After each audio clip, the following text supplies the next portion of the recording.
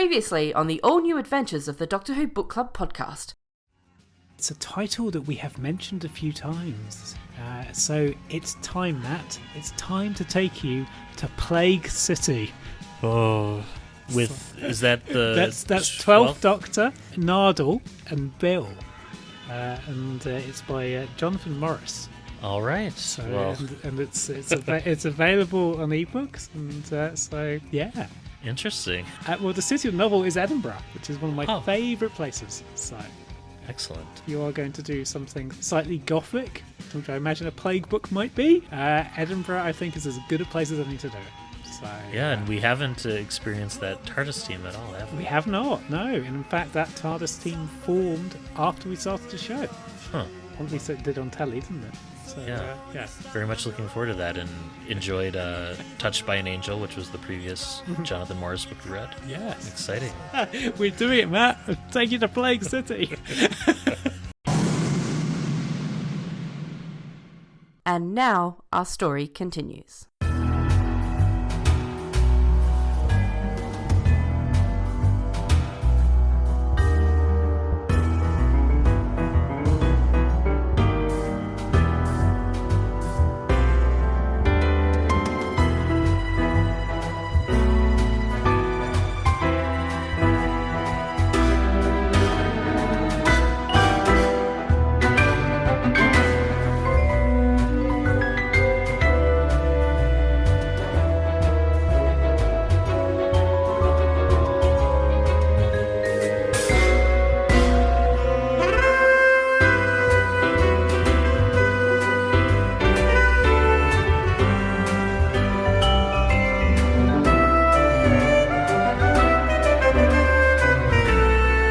Welcome, everyone, to the all-new adventures of the Doctor Who Book Club podcast. This is Matt in Minnesota. Chris in South London. How's it going, Matt? It's going wonderfully. How are you doing, Chris? Yeah, it's all right. It's a sunny day, and it's doing good. There's been so much Doctor Who news this past month, but I think the highlight is we've gotten a press release that Neil Patrick Harris will be somehow involved in the upcoming special or specials, quantity of which still to be confirmed as of recording. Yes. But very exciting. At least 3, it would appear.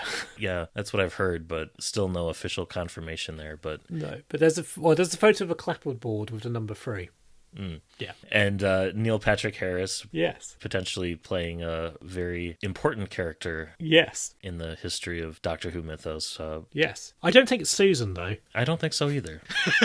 You never know with regeneration. You never know what you're going to get. We also have some book news. We're very close to having the next batch of Target novelizations being released.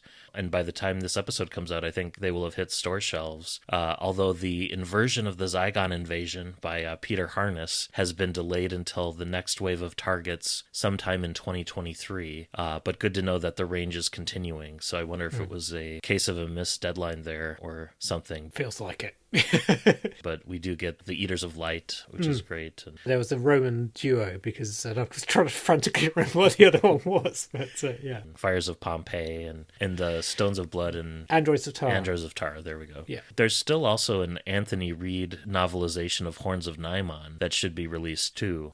That was one of those that the audio is different from the original Terran Sticks novelization. Yeah. And then the other piece of book news is that The Power of the Daleks by John Peel has been announced for an audio adaptation in November, read by Nicholas Briggs. Well, that's exciting. Yeah, that's exciting. Cool. All right, well, I think this brings us on to Show and Tell. It does. So, Matt, what do you have for us this month? So I'm going to talk about Doctor Who Redacted. The 10-episode audio adventure series that aired on BBC Sounds. Have you had a chance to listen to it yet? No, I've downloaded the episodes, but I haven't had a chance to listen as yet. Okay, so I shall be very spoiler-free in my yes. comments. Yeah. So most of the episodes are written by Juno Dawson, but there are some other writers, including Catherine Brinksworth, Sasha Sienna, Ken Chang, Ajoke Ibronke, Doris Sutherland, and David Barnes, and some additional content by Ella Watts, who also produced and directed the series, along with James Robinson. And there's a great interview with Ella Watts on Radio Free Skaro. And there's a interview in DWM 579 about the making of the series as well, which I would recommend checking out. And it's very well written, and parts even tie into video game content in terms of continuity. Yes, I think I know what you're referring to. There's a number of characters that reprise their roles from the series, a couple that were recast, including Madame Vastra, and it's a great celebration. It's fair to say that characters from all eras of the program, the RTD, Moffat, and Chibnall eras, as well as spin-offs and classic series, are all represented. And it is a bit of a substantial commitment because it is longer than the War Games in terms of running time. Is it? Mm-hmm. Oh, Yes. I thought each episode was like 15 minutes. Most episodes are 18 to 20, and there's a number of them that are 25 to 30. So, okay. and there's some great podcasting in-jokes as well, including the picking up of like exterior traffic as like a plot point. And I really want Abby, Cleo, and Shauna to show up and cameo in the show sometime, or have someone listening to their podcast off screen or something. It's just it's so clever in how it's written. Cool. And the story answers a big unanswered question from a series 3 episode. Ooh. Which I will say no more about. Okay. I really hope this gets a physical release. Each episode's transcript is available also on the BBC Sounds website. So if you put them all together, it makes for quite a lengthy script book. So that's available as well. Cool. Highly recommended that folks check it out. Fantastic. How about you, Chris? How about me? Right. Well, mine has a little bit of a kind of a sad note. A friend of a friend passed away. A gentleman called Kevin Leahy, who I never had the pleasure of meeting. I was asked if I wanted to kind of like help with clearing out some of his estate, and so I am now the very proud owner, but obviously in sad circumstances, of the first ever Doctor Who Weekly. Which was just because Kevin had a collection that I think goes up into about like 2002, 2003 of Doctor Who magazine. Yeah, so I have a lot of reading to do, and they were all kind of like stored very well, and so I'm looking forward to reading through those, as well as what seems to be a kind of like a complete collection of In Vision, and also quite a few books like Doctor Who Regenerations I've never read, and also some I'd never heard of, like The Time Traveller's Guide by Peter Hanning. That was my first ever Doctor Who nonfiction that I purchased in 96. Okay. Yes, yeah. I have yet to catalogue them all. They're currently sat in 6 boxes in my office. Wow. But yeah, it was great finally reading kind of the first issue of Doctor Who Weekly, and I look forward to reading some like the Alan Moore backup stuff that I've never had a chance to read. It's always kind of it's bittersweet, isn't it? Yeah, bittersweet, melancholy thing, because you notice that too whenever like a large collection might, show up like in a used bookstore or something. Yes. It's either that person got out of Doctor Who fandom or passed away, or, maybe has fallen on hard times and needed to sell their collection. Yeah. It also, an opportunity for new fans and others to experience it as well. Yeah. I regard them as my looking after them, and so I shall do my best to do so. Well, let's lighten the mood by talking about a pandemic. Yes. So this month we're reading Plague City, which is written by Jonathan Morris, and it was published in hardcover in April of 2017, just before this TARDIS team debuted on screen. And it was also published in paperback in December of 2020. And there aren't any audio recordings of the book that I'm aware of. No. And it's the 60-second new series adventure and features a cover by Lee Binding. And we've read Touched by an Angel by Jonathan Morris before and quite enjoyed that one. Yes. And Morris has written the Past Doctor Adventure, Festival of Death, as well as the Eighth Doctor Adventures, Anacrophobia. And the Tomorrow Windows. Yeah. And he's written over 15 comic strip stories for Doctor Who magazine, and has also penned more than 50, that's 50, audio dramas for Big Finish over the years, which is quite remarkable. Yeah, and I've not heard all of them, but I don't think I've heard a stinker. I mean, certainly Flip Flop is brilliant. Yeah. If you... so there's a siren going. See, the police are going to be arriving at your flat, and they're going to arrest you and take you off to unit, because that's what happens in Redacted. In Redacted, yeah. Well, hopefully not. They'll have to contend with Lauren first.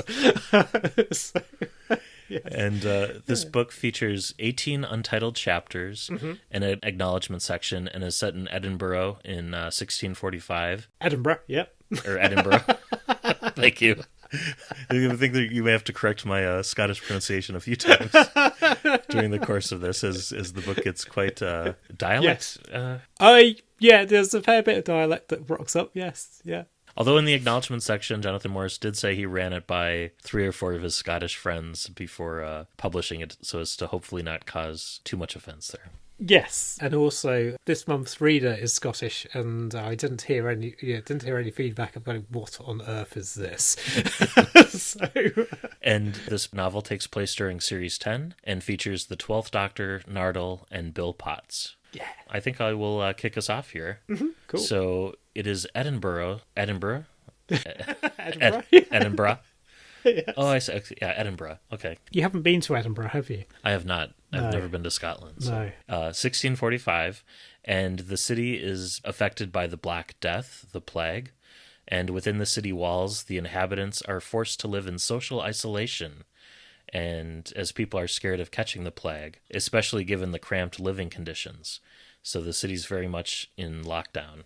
And to help treat the disease, there are plague doctors, which are people wearing bird-like masks in an early and somewhat eerie form of PPE. Yeah. Have you ever seen these in real life? The plague doctor stuff? I've seen them in video games. Yes. I've seen them at conventions occasionally. Okay, yeah. I have seen them in museums. Yeah, they're scary. Yeah, very scary. Yeah. And we meet Isabel and Thomas, who live in a tenement building, and they're concerned about their 19-year-old daughter, Catherine, who is gravely ill. And then a plague doctor called the Night Doctor is knocking on the door, and he eerily uses, 4 knocks, similar to the David Tennant premonition. Yes. And the family knows that if they let the Night Doctor in, their daughter will die. And so there's this persistent knocking on the door, and Thomas and Isabel reluctantly let him in and plead with the silent figure to spare her. The Night Doctor leaves, and then he comes back later, and the figure carries her away. Which is a great pre-credit sequence, isn't it? Oh, yeah. This very much feels like an episode that could slot into this season. Oh, yeah. Relatively effortlessly, I would say. Yes. So the TARDIS lands in what we now know as the Old Town area of Edinburgh, where buildings can be kind of like 14 stories high. Kind of stacked like an accordion or like Yeah. a pancake, so the streets are very dark and Yes. almost tunnel-like. Yeah, and a lot of those buildings are still there nowadays, but they've built new buildings on top of them, which is great. That's always a comforting thought when I'm in that part of Edinburgh. So a bell ringer is walking past and is trying to get people to bring out the dead, kind of accompanied by a group of soldiers. And TARDIS crew are out and about, and so the soldiers start questioning them as to why they're breaking curfew. As the questioning turns menacing, the Doctor tells his companions to go back to the ship, just as a sick person staggers out of a doorway, blocking their path to the TARDIS. And all 3 of our heroes run off down alleyways, pursued by soldiers. And Bill finds herself on her own, running downhill on a laneway where the high tenements block out direct light. And banging into barrels in the dark, she thinks she's about to be caught, when she's rescued by an old lady called Agnes, who lets her into her house. Agnes and her friend Betsy are both looking at Bill strangely, in an almost hungry kind of way. Yeah, and that gave me Resi vibes from Paradise Towers. Yes. in that scene. And I do like when Bill first emerged from the TARDIS, one of the first things she remarked about was how awful the past smelled. Yeah. Because I think that would probably be one of the first details that jumped out at me as well, and she was very concerned about getting her trainers dirty. Yes. Because also there was no toilets in the tenements or anything, so people would just be chucking stuff into the street. And I think it's wonderful that we get an adventure with a Scottish doctor set in Scotland. Yes. The Eaters of Light was also set there, but that was maybe back in the 2nd century. Yeah. But yeah. This is full on Scottish, this book. There's a very high bar here for me because despite not really enjoying either the Monk trilogy or the Doctor's temporary blindness arc, Series 10 for me was still like one of my favorite seasons. Yes. And I very much specifically like this TARDIS team quite a lot. Yeah, I just really like where the 12th Doctor is at this point in his character arc. Very much a college professor with hints of both like Professor Crinitis and the caretaker. And so no pressure as we yes, no as we pressure start at all. this. So then Bill is busy with Betsy and Agnes. And meanwhile, the Doctor and Nardole have lost the soldiers, but have also lost where they are in the city in the process. And it's now raining quite heavily, and they're trying to shelter under a doorway when they see a young woman in a white dress who is walking the streets and is trying to locate her parents. And this is after curfew and stuff, of course. And the Doctor uses his sonic screwdriver to unlock the door of the tenement building that she's trying to enter. Fortunately, it didn't have a wooden lock. Yes. He and Nardole decide to follow her, but finds she's vanished surprisingly quickly. And whilst they're talking, a man in one of the flats discovers them, and it's Thomas, the father from the prologue. And he welcomes the Doctor and Nardole into the apartment he shares with his wife, and explains that the tragic fate of their daughter Catherine happened about 2 weeks ago, and how she was claimed by the Night Doctor. And then they hear a persistent voice from outside the flat wanting to be let in. And it is, of course, their daughter, Catherine. And this is not the first time that she's tried to return. And Isabel says she won't let her in as Catherine has become unshriven, is a great word. And the Doctor and Nardole head onto the landing with the door shut behind them. And Catherine nears them, and her skin seems so thin that Nardole can see the veins in her forehead. And Nardole is worried that she's a zombie. I love that line. Because Nardole's like, what is she? Don't say she's a zombie. I don't like zombies. I share his sentiment 100%. Yes, yes. So the Doctor switches on his sonic screwdriver, and at this point the girl screams and runs to the stairwell where she evaporates into mist. And so Nardole now reckons that Catherine's a ghost. And the Doctor sees why her parents wouldn't let Catherine in, and explains that the word unshriven means that she died without a final confession, and so her soul is restless. A nice light book, this. Although not as much death as I thought there would have been, so it's... Yeah. So Bill ends up spending the night in Agnes and Betsy's flat, and they explain to her how the city's in lockdown. And in the morning, she feels like a bite on her ankle. And that due to like the blankets she was given to sleep in were kind of dirty. And in the morning, she ends up heading off to the market to get some food, which only comes into the city in small bursts because all the gates are closed and stuff. And first, she needs some money, so she tries to get to the TARDIS, which she finds near the heart of Midlothian, which is a Scottish word, in a castle-like toll booth on the high street.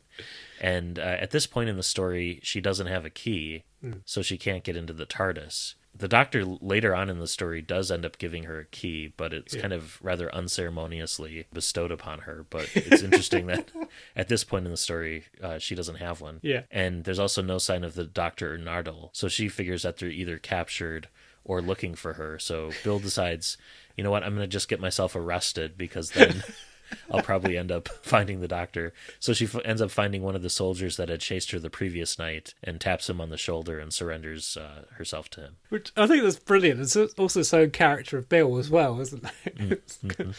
So Bill was taken to the heart of Midlothian, which is basically a prison, and she's interrogated by the Lord Provost, who is kind of like effectively the mayor of Edinburgh. And the Lord Provost starts accusing her of bringing the plague into the city, because like they are scared of the plague entering the city, and that's why they've got like this lockdown, this siege kind of thing, because they knew that the plague was rife in the port of Leith, which is just outside Edinburgh in those days. It's all part of the same thing now. So Bill can't explain to the Lord Provost how she got into the city or where she's been without kind of incriminating her hosts for last night. And so like, the Provost threatens her with drowning if she can't prove that she's clear of the plague. And he tells her that she's going to need a doctor for this. At which point, the Doctor appears, using his psychic paper to show that he's the King's medical examiner. And the Doctor confronts the Lord Provost about his enforcement of quarantine by lethal force and persuades him to let Bill into the Doctor's care. And the Lord Provost is very glad, as there's one less problem to deal with. The Doctor saves Bill from execution there. Yes. Yeah. And the Doctor and Bill meet Nardole back at the TARDIS, where Bill's given her key. And then Nardole tells Bill about the weird kind of apparition that he saw. And Bill is feeling a bit itchy from her insect bite earlier, and the Doctor realizes that she's caught the plague after scanning her. And the TARDIS medical kit has a pill that can cure the plague in less than 6 hours. And so he gives Bill some of those pills and takes some for himself as well. This leads Bill to wonder if, hey, is it okay if I can save just one person? I think she was thinking back to like Betsy and Agnes. And the Doctor stops her in her tracks, saying that even that could interfere with history. And it's not their place to kind of play God and only save, choosing who lives and who dies. And the Doctor's about to dematerialize the TARDIS when Bill says that she had promised to get some food to the ladies that had taken her in, and she keeps her promises. And staying would also allow the Doctor to investigate these somewhat chatty ghosts that keep walking up.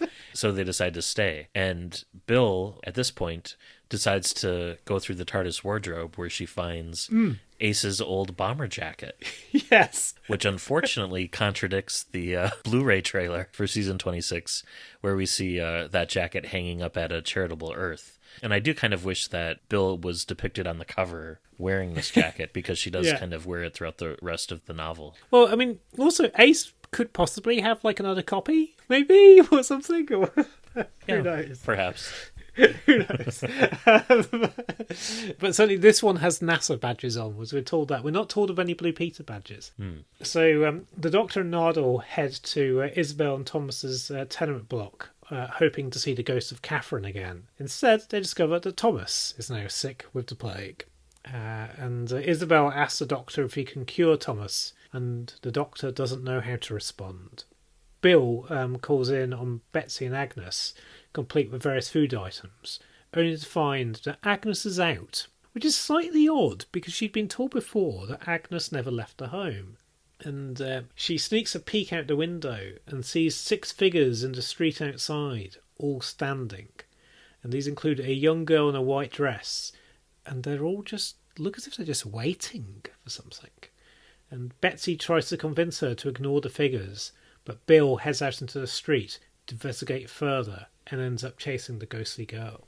And I think this is the scene where it's revealed that Betsy and Agnes are a couple and that they've been together for several years. So that was kind of cool to see. And I almost wish they had gone a bit further with that. It would have been nice to maybe have gotten a little bit more character development there, or where Bill might have hinted about the future, maybe like recalling the first time she went to a Pride event and how that made her feel, or something to convey hope that things get better. Yeah. But yeah, I was very happy to see that representation.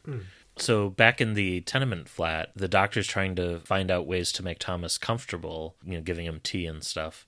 And Catherine's ghostly form returns, and the Doctor tells Isabel to hide in the back while he lets Catherine in. Catherine sees her deathly sick father and asks what's wrong with him, and the Doctor says it's the same disease that she had had. And she shakes her head. She remembers meeting the Doctor and Nardole, but little else of the previous night.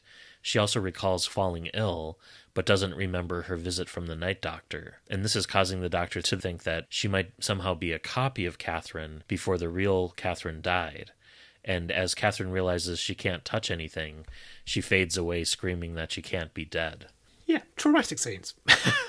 That copying reminded me a little bit of like the scenes in Silence in the Library, where like, you might copy or scan someone in their personality and upload them, what happened with River and such. Meanwhile, in the nighttime streets, Bill is wandering around with a phone torch and is seeing a whole crowd of ghosts who don't seem to notice her at all.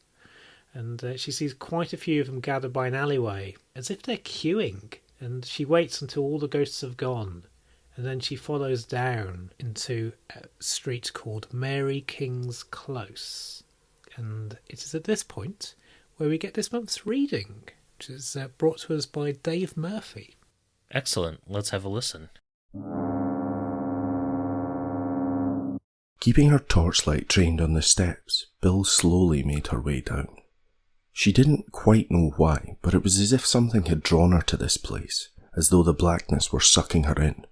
And once again she got the strange shiver of déjà vu, as though this was a moment from a long-forgotten nightmare. What was that smell? It was a familiar chemistry lab smell, like rotten eggs. Her torchlight picked out a drifting fog and Bill felt the inside of her nostrils begin to sting. She breathed through her mouth and it stung her throat, a dry, burning sensation. And that was the other strange thing. The air here was warm, like standing outside a Greg's on a winter's day. She reached the bottom of the steps where the street continued ahead of her, winding ever downward into the impenetrable dark. Even her torchlight had no effect on the blackness.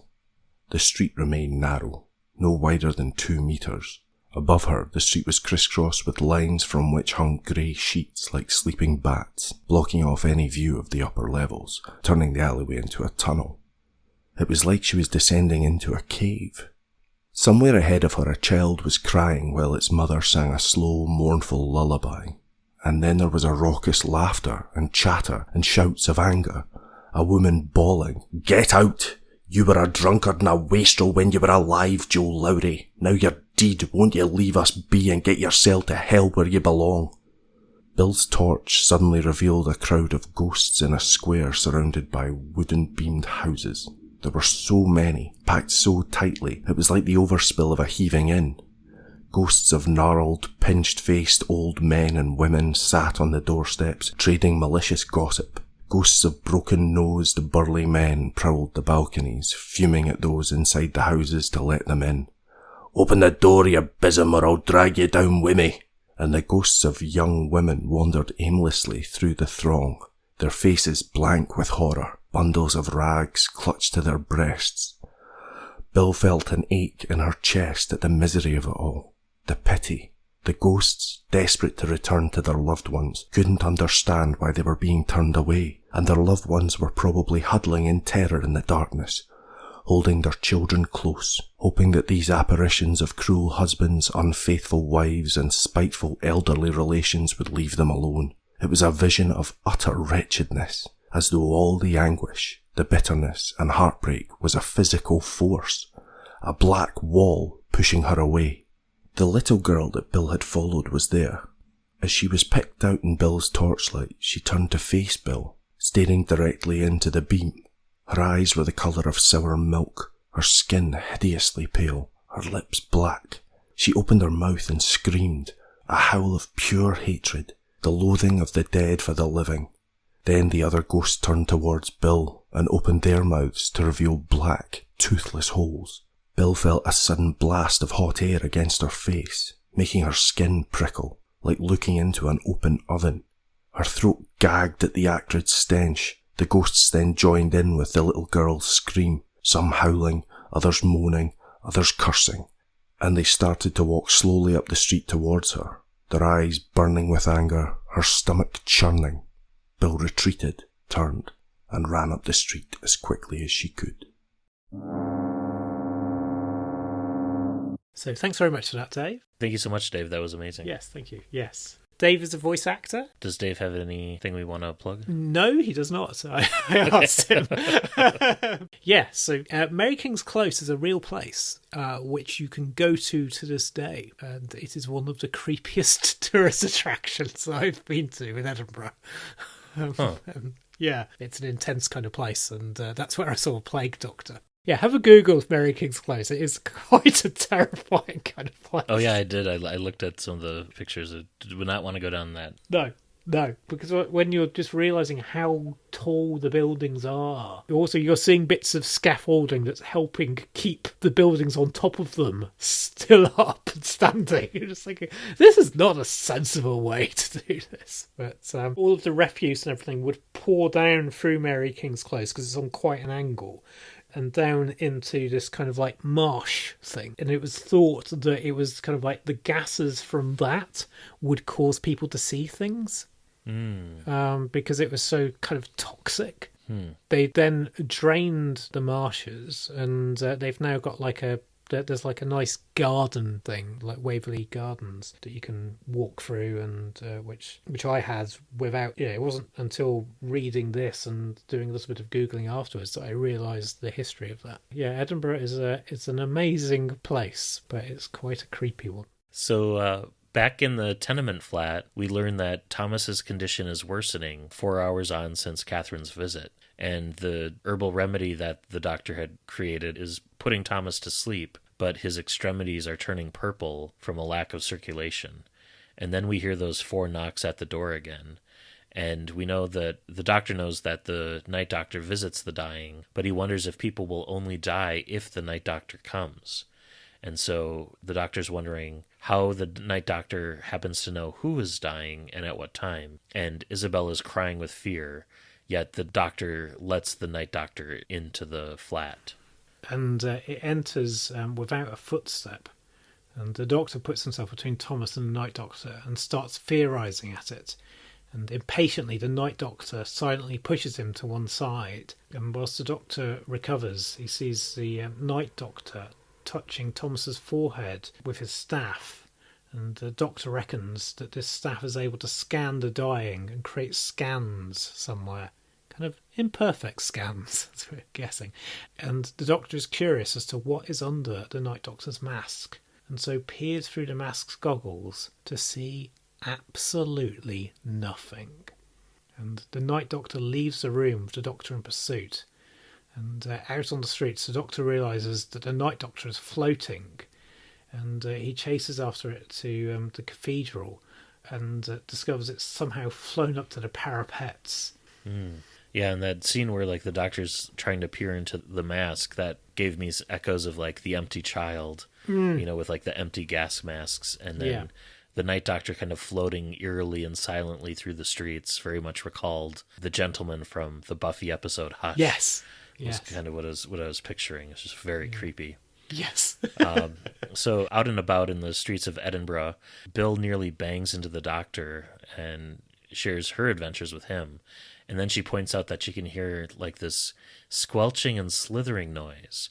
But before the doctor can figure out what it is, he's attacked by a sliding shadow that somehow attacks his midriff with like teeth or claws. And then the doctor stumbles into nothingness and comes round in a bed at Thomas and Isabel's, having been carried there by Nardole.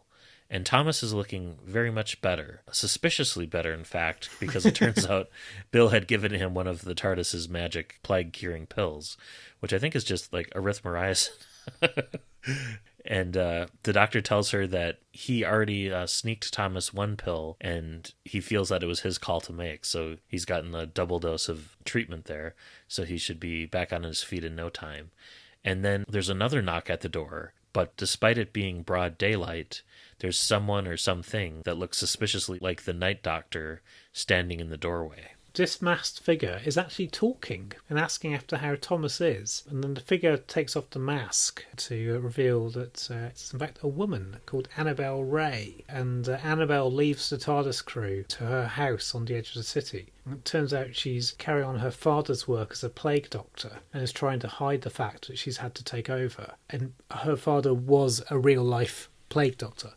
Yeah, I looked that up. George Ray. Yeah, George Ray. A real person, and was Edinburgh's second plague doctor. Yes. And he ended up surviving the epidemic and tried to get his payout for like 10 years from the city afterwards, who didn't pay him for his services during that time. Yeah. She reckons that there's a new variant of the plague now, which people die of in hours. And also she says that the ghosts only started appearing 5 weeks ago, and it's began in Mary King's Close. And Annabelle has heard of the Night Doctor, but not seen it. And she also says that a lot of people think that she is the Night Doctor. And there's suddenly a knock at the door. A guard is there and says that the Lord Provost needs to see the doctors, both of them, urgently. And it turns out that the Lord Provost has the plague and is very much in a bad way. And at the Provost's home, the doctor scans him with his sonic screwdriver and reckons that it's regular bubonic plague. And then he sees a type of large leech which is stuck to the Lord Provost's abdomen. And it seems to be using some sort of temporal displacement almost like a perception filter. Always kind of a microsecond in the future, which is why it's only becomes visible with like sonic assistance. And the leech is compromising the immune system, and Bill also reckons that that's what has attacked the Doctor previously. So now they have more of a sense of what they're dealing with, potentially supernatural or, otherworldly, even if they can't save the Lord Provost themselves. Bill heads off to Agnes and Betsy's, where, once again, Agnes is out, and it's the daytime now. So Bill pushes Betsy on this, and it turns out that Agnes died 12 days ago, and Betsy had let Agnes' spirit in because she wanted to be with Agnes again. And now, at the start of every night, she opens the door for Agnes to return. And Betsy tries to change the subject and asks where Bill is going to meet her friends later. And when Betsy realises it's Mary King's Close, she's very concerned and calls it the entrance to hell. Now, I was surprised by that twist about Agnes. Though, something seemed to be up, but I'm also glad that they weren't cannibals, because I was also... Yeah, I was like, that would not have been a good look for that. No. And I'm also really glad that Bill was only infected with the plague briefly, because when she was originally bit on her ankle, I was worried that she was going to be waylaid or sidelined for the entire story, and that was kind of a red herring and not the case. So I was happy that that took a turn. Yeah. So then as night is starting to fall, Nardole is on watch duty in Annabelle's house, and he's testing out the Doctor's theory. And Annabelle is stunned as she sees the Plague Doctor uniform slowly lift up from the hook in the hallway as if an invisible entity is putting it on. And back in the Lord Provost's residence, the Lord Provost is awake, but conscious that he's very ill and that this might be punishment from God. And then he realizes he is not alone and that the figure in front of him is not responding. And it's the Night Doctor. And as the Lord Provost braces himself, the Doctor reveals that he's also sat in the room with him. And the Doctor confronts the Night Doctor and tells him, whoever is operating it, that the Doctor wants a word. And then he slips the Lord Provost another one of the pills to cure the plague. Yes. Yeah, it's just kind of like passing about like candy now. You have a cure. You have a cure. So following the Night Doctor discreetly, the Doctor stumbles across Bill, Nardole and Annabelle. And tonight there are no ghosts queuing to go into Mary King's Close, but the Night Doctor slips into the Close. And the TARDIS crew and Annabelle head after it. And in the Close they find a Night Doctor on the balcony of a house. And crying can be heard, and then a host of crying youth emerge. Bill and Annabelle seem to go into a trance, dwelling on losses in their past, like Bill's dead mother. Nardole snaps them out of it, while the Doctor uses his sonic to discover that the crowd all have leeches in their stomachs. Yeah, it was quite a chilling scene. So then the sadness in the crowd is suddenly switched off, like someone turning off a radio, and Bill and the others feel relief.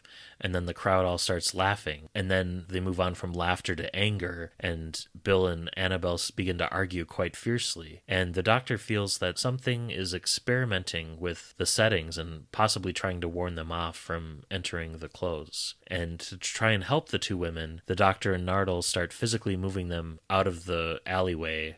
And the next morning at Annabelle's, the Plague Doctor costume has yet to return. And the TARDIS crew are then summoned to the Lord Provost's rooms, where it turns out he's made an amazing recovery, thanks to the Doctor's pill. And the Doctor finds no trace of the leeches on the Lord Provost, but can sense there's still something in the room. And after scanning the others, he realizes that he in fact has a leech on his chest. And the Doctor can barely feel it, but it's still there. And the Doctor has another theory, and so he takes the gang back to Thomas and Isabel's flat, and they discover the couple both have leeches, but they're shriveled up as if they can't feed anymore. And Bill asks what's changed, and Isabel says she's so happy that her husband's better. And Bill wonders, though, what impact Catherine's death is having. And then they realise that neither Thomas nor Isabel remember having a daughter. And the Doctor realises they remember the Night Doctor calling, so they haven't had their memories fully wiped.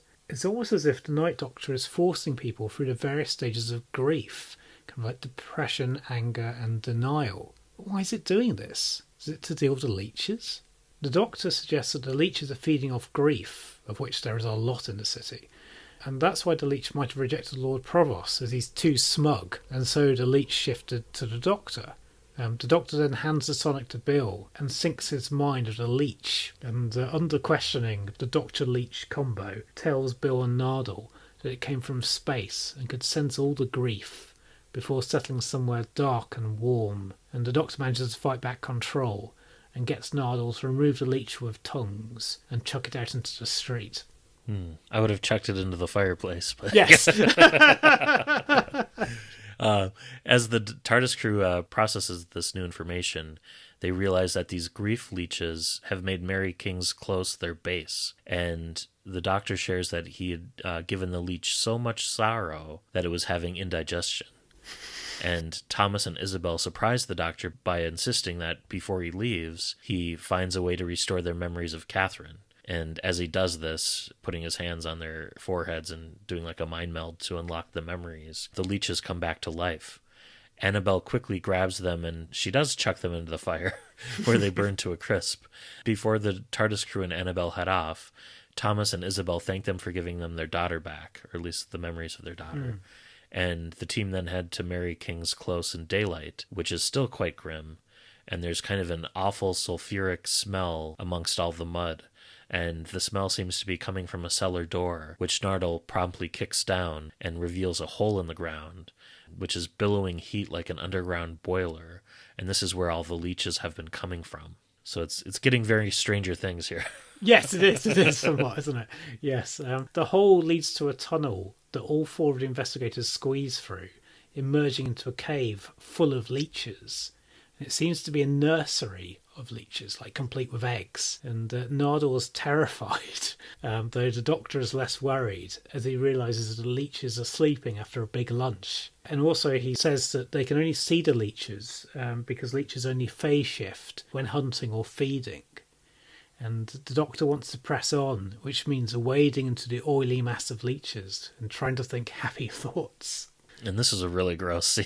Yes. So very like walking among the eggs and aliens sort of deal. Yes, yeah. So then they trudge through the tunnel until the Doctor reckons that they had been heading about due east for a mile, which puts them under Arthur's Seat, an extinct volcano in the heart of Edinburgh. Which is a real thing. It's like Arthur's Seat. You can walk up it, but it's quite the hike. I have done it, but yeah. Yeah, an extinct volcano that has lain dormant for like 340 million years, I think was the time of its last eruption. Yeah. And they're walking through this tunnel, which is like an old lava tube.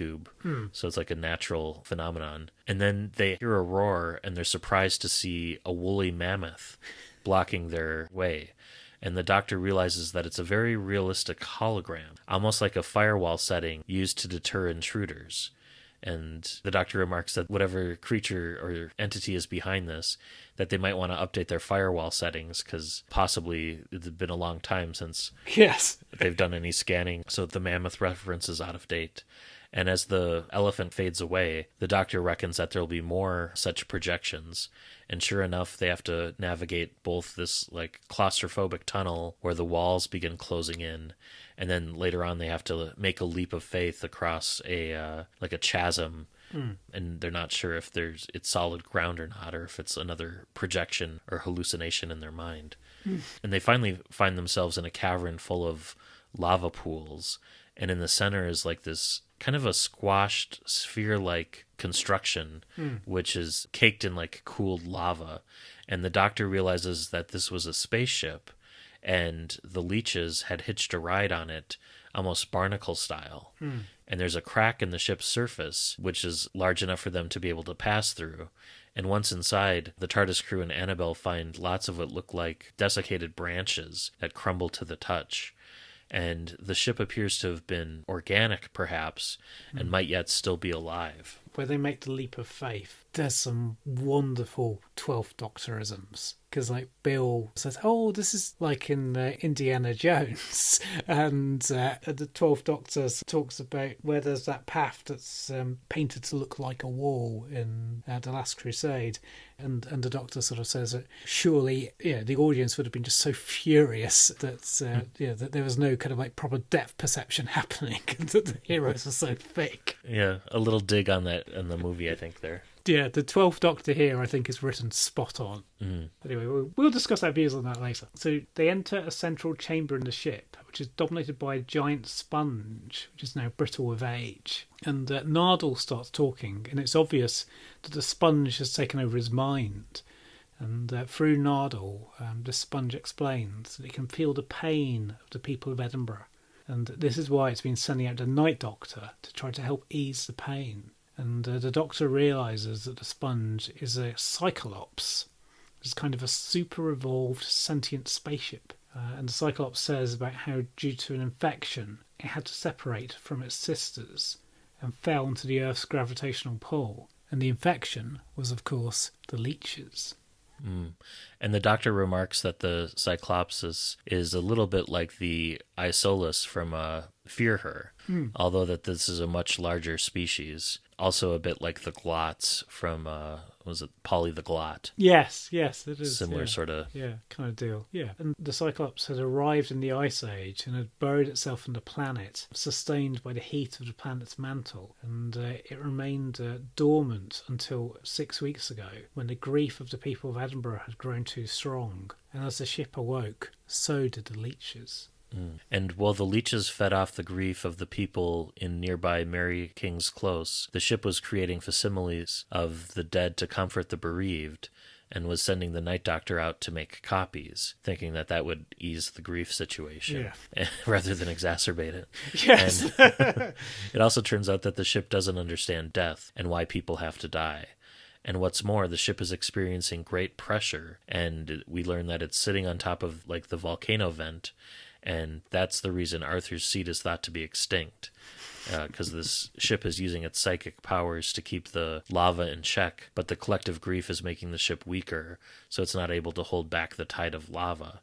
And this is another motivation behind wiping the memories of the bereaved, because as the ship is too weakened by grief, at some point the volcano will erupt and destroy the city. As the TARDIS crew start to kind of strategize, Annabelle plunges her hands into the Cyclops' sponge-like interface, and she can't be disconnected. And what's more, they learn that she is possessed by a giant leech attached to both her stomach and head. And the leech tells them that it had belonged to the Provost, but when it was forced off, it moved to the person in the room with the most grief and guilt, which of course would be the person trying to cure and unable to do so. And that was why the leeches in the tunnel let them pass. And this leech also wants to trigger the volcano so that people will flee the city and its quarantine, taking the leeches with them and spreading the leeches across Scotland and the world. And the leeches also noted that it's a time of civil war, because this is the time of what is known in some quarters as the English Civil War, which covered England. It went well outside of England, let's put it that way. It's sort of like caught up in Ireland and various other places. Yeah, as well as the plague, there's a lot of sadness, and so there's... Yeah, the leeches will have a rich diet. And the leech can also tell that Annabelle reckons that humanity will always cause suffering. And then the leech reveals that Annabelle is already dead, killed by the sponge. And so the Doctor forces the leech off her and chucks it into the lava. Nardole, who is possessed by the Cyclops, says that the Cyclops can't keep the lava at bay much longer than another hour. And then the Doctor confesses that he doesn't have a plan as yet. And in the volcanic chamber, there are fierce winds that are whipping around as the psychic sponge is feeling full of despair and getting perilously weak, making an eruption more likely. And Bill runs off, determined to warn the people of the city to evacuate, kind of off back through the lava tube tunnel, even though that will spread the leeches. And so the Doctor chases after her. And Nardole gets left behind because the rising lava takes away the route that Bill had used. And this section would have made for a great little platformer if this were a video game. Oh, yes. Yeah. And the leeches in the nurseries are racing down towards the lava chamber, drawn in blindly by the ship's despair, and are being burnt up as a result. So that's actually good that it takes care of all of the leeches that were nesting in the caverns, but the ones on the surface with the human hosts are still very much at large. And the Doctor realizes that he now has the beginnings of a plan, which starts to form in his mind. Up in Edinburgh, an unquiet night has fallen, for there is a gathering storm.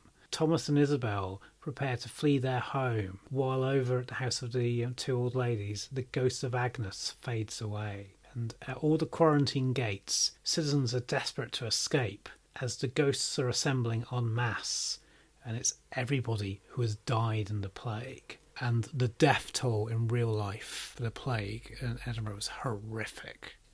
Yeah. I think it was like 1 in 5. Wow. Or something. It was grim. And the Lord Provost, who's recovered from his illness, orders the gates to be opened. And Bill heads to the city gate where the Lord Provost is, and she pleads with him to keep the gates shut, despite the ghosts swirling overhead and the terrified people. He refuses to do this until, using the sonic, Bill shows him all the leeches on the people massing at the gates. And having convinced him not to open the gates, she explains the second phase of the Doctor's plan, part of which is to get everybody who's fit to go out and gather wood and stone.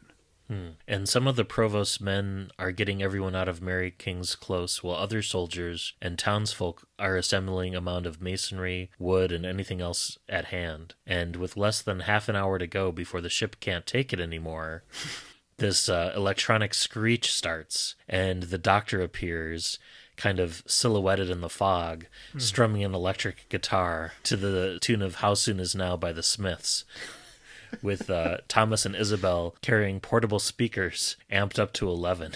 And as he makes his way through, he does Joy Division and other very cheery classics from back in the day, the leeches are giving up their hosts and surging to Mary King's Close, where in turn they feel the lure of the ship and head down to the lava chamber. And once the last leech has slithered down, the Doctor gets the Lord Provost's troops to seal up the close. But the ship is still likely to cause the volcano to erupt. So this whole sequence was, I thought, really, really fun. Yes. We got like a mini concert Yes, from the Doctor. yes. So we have How Soon Is Now, Love Will Tear Us Apart, which last appeared in Doctor Who in the cafe scene in School Reunion. And then it was Ghost Town by Terry Hall and the Specials. Yes. Which I was unfamiliar with and had to look up on YouTube, but I did recognize the kind of the reggae beat at the beginning. Yeah. And then I think there was Creep by Radiohead. Yeah. And finally Steve Earle's My Old Friend the Blues. So kind of a fitting mini concert. And I like to think it was the Proclaimers cover of that song, not the original. The Proclaimers are from Edinburgh. Yes. Yes. Well, from Leith, actually. But yeah. And also, this is the only Doctor I can imagine doing this. Yeah. Although, we did lambast Perry a few episodes ago for coming up with a Pied Piper-esque solution. So Yeah, but true. But this is fun. yeah. And also, you can imagine this Doctor doing this because we've seen him with an electric guitar in the TV show. Oh, yeah. Yeah, this very much felt very true to the 12th Doctor's character, and I had no problems visualizing that sequence. It was just, it was very clear and very fun. Yeah. So what's the Doctor going to do now? Because this volcano is likely to erupt still. So using the TARDIS, the Doctor takes Thomas and Isabel back to the lava chamber, where he establishes a psychic link between them and the Cyclops. But the Cyclops can feel their great grief, though. And the Doctor, then out of desperation, tells them to thrust their hands into the sponge before he heads back to the TARDIS. He first goes back in time to Annabelle's house to grab the Night Doctor's uniform just after it's completed its rounds. Which explains why it was missing earlier in the story. Yes, and he then heads to Thomas and Isabel's flat, where, dressed up in the uniform, he takes away a very ill Catherine and then takes her to the hospital on New Earth, where they cure her of the plague.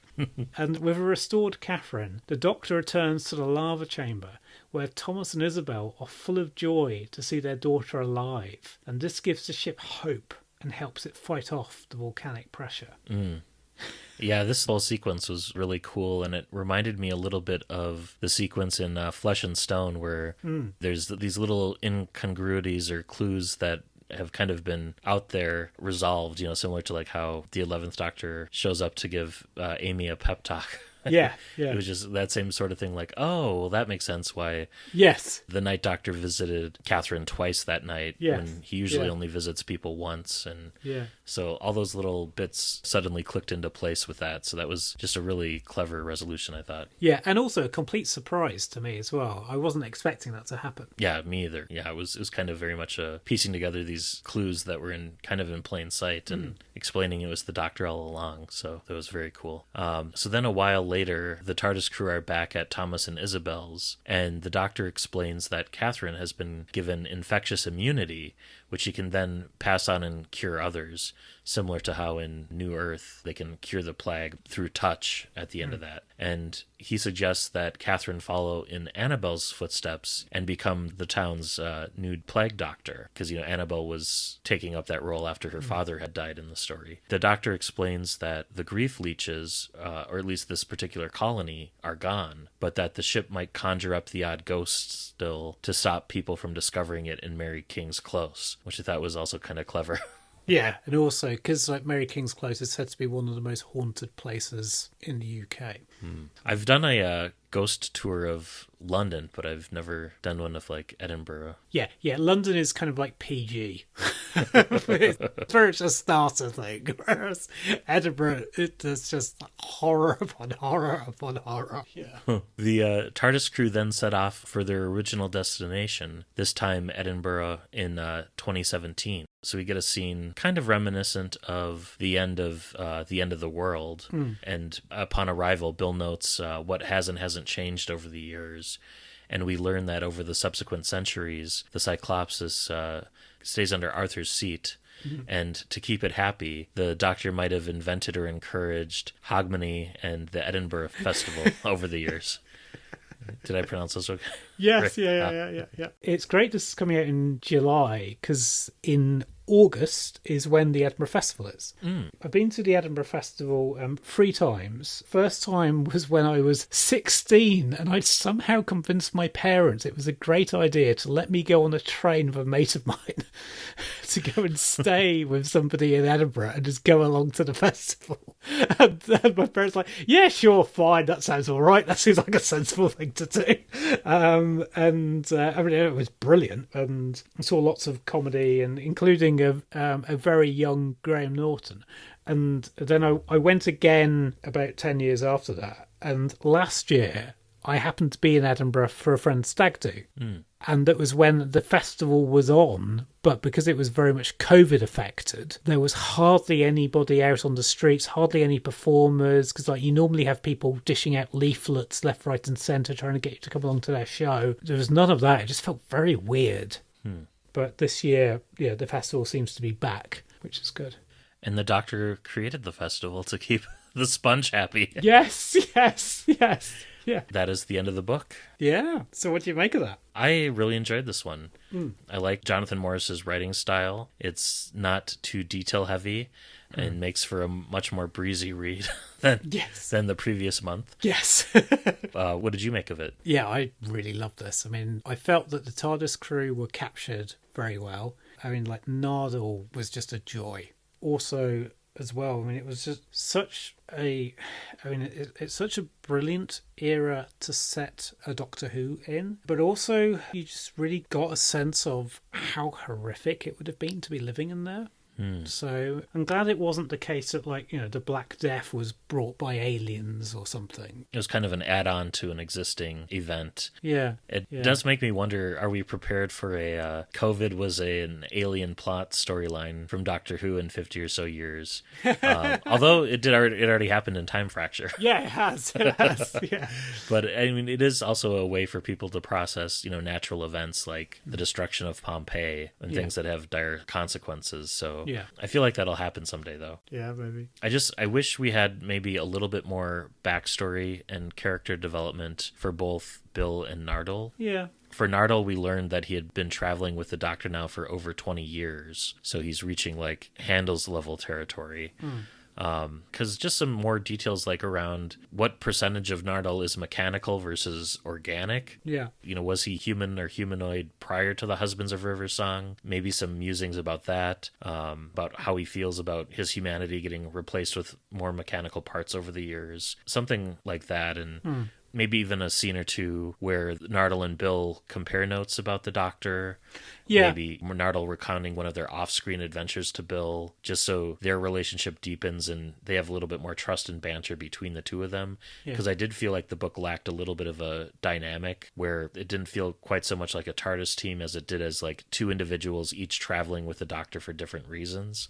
So that cohesion, I guess, I think could have been built up, but it also kind of comes in hindsight, once you know where the season goes and these books were written prior to the season debuting. So maybe like a missing style adventure with his TARDIS team might address some of those things in the future. But also as well, I guess they might not have wanted to spoil too much of it. I think this was released mid-season. It came out before the season, even a couple weeks before the season even debuted. Yeah, okay. So maybe they were trying to keep their cards close to the chest. But I mean, certainly, I appreciate that we don't hear lots of the backstory, but I feel that, I can definitely hear Matt Lucas delivering the lines. Mm-hmm.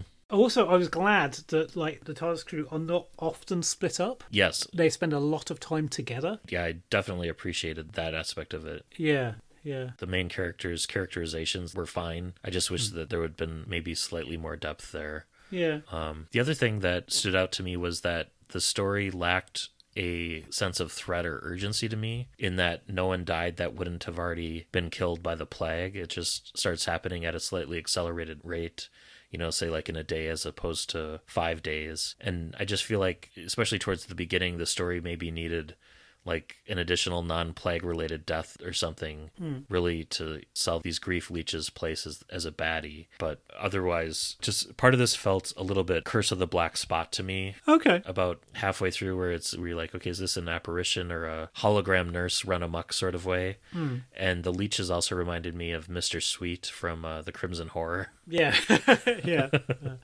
I also really appreciated that the stakes in this story felt right-sized. Like, this adventure could fit in Series 10 kind of around the time of maybe The Eaters of Light. Yes. Yeah, that's where I would put it, yeah. But there's no mention of Missy or the Vault at all, which makes sense, if these books came out before the season started. And yeah, just really clever resolution, I thought, in terms of the Doctor being the Night Doctor.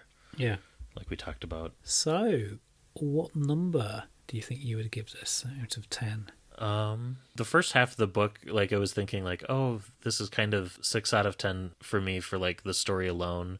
But then I was like, well, no, the TARDIS crew here is really being used effectively, which elevated it another point for me, as I kept reading. And then the really kind of neat and clever resolution, plus the mini concert we got. Yeah. That bumped it up to an 8 out of 10 for me. So I'm going to go with 8, final answer. How about you? I think I'm going to give it a 9. Because, for me as well, it just evokes Edinburgh.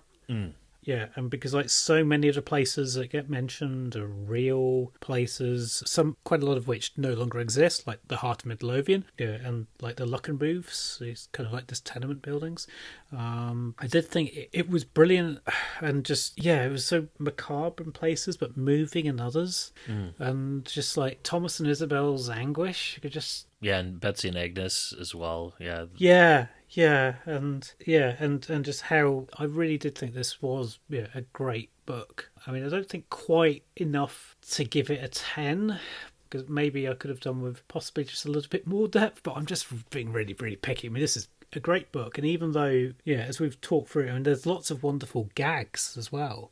So I would say it's worth reading, even if you got this far in the podcast and not read it, because there are pages where you can be laughing, but also just kind of recoiling in horror.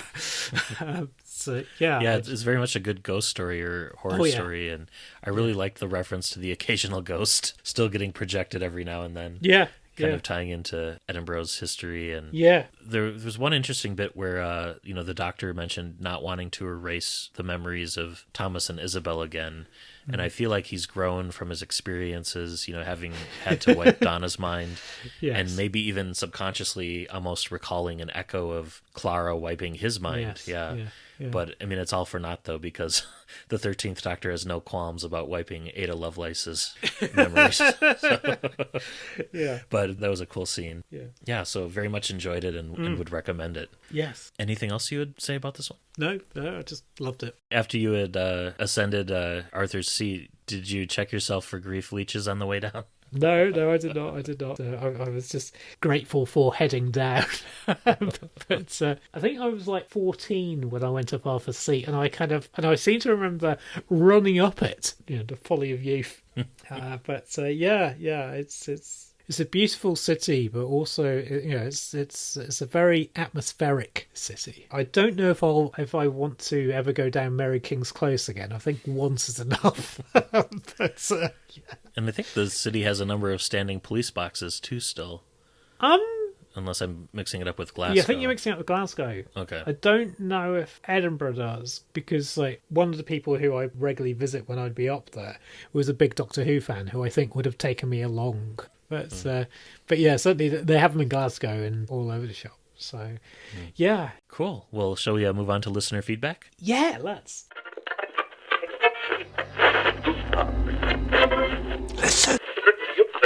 So it doesn't look like we have any email this month, so please do write us at andwbcpodcast@gmail.com with your thoughts about this book or any of the other books we've read, and be sure to leave us a rating on your podcatcher of choice, as it helps the algorithm and helps other listeners to find us. Chris, do you have any comments on Facebook?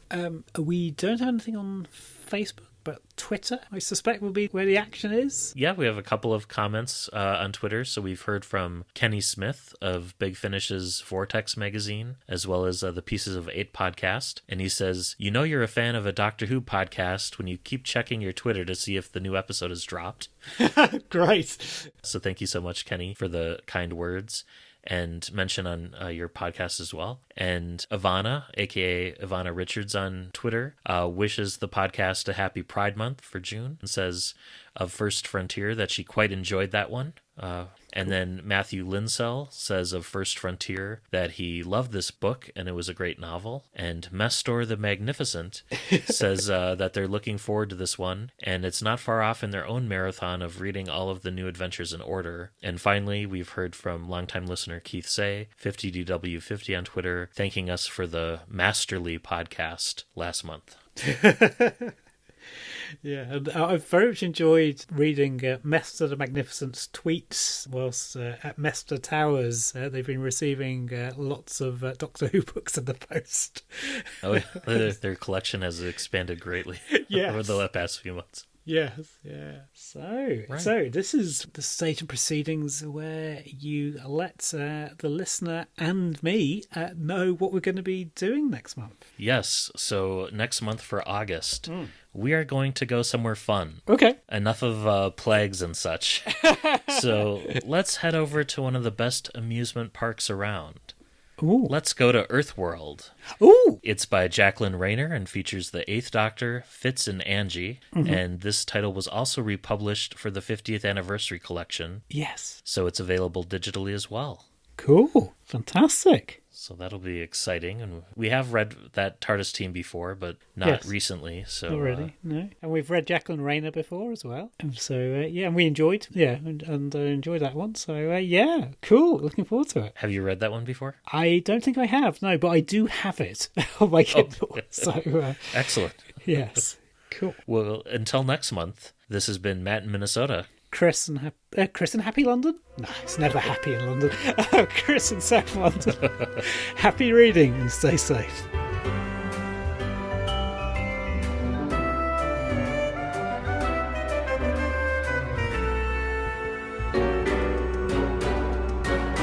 Thank you for listening to the all-new adventures of the Doctor Who Book Club podcast. Special thanks to George C. Music for use of their song Doctor Who Theme Swing Jazz Version. You can follow us on Twitter at ANDWBC Podcast and like us on Facebook.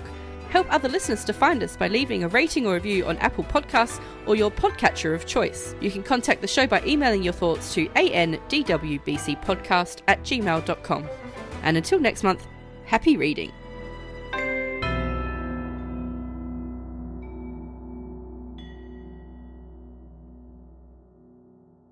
I'm Rani Chandra. What do you want me to do? I don't understand. Find the doctor. Only the doctor can save us now. I have heard your podcast. It is good. Okay, it's fine, and you all need better mics. What? You listen to our podcast? Oh yes, and right now, we need a special episode. I can use the TARDIS to transmit it all over the world. All over all the worlds. What?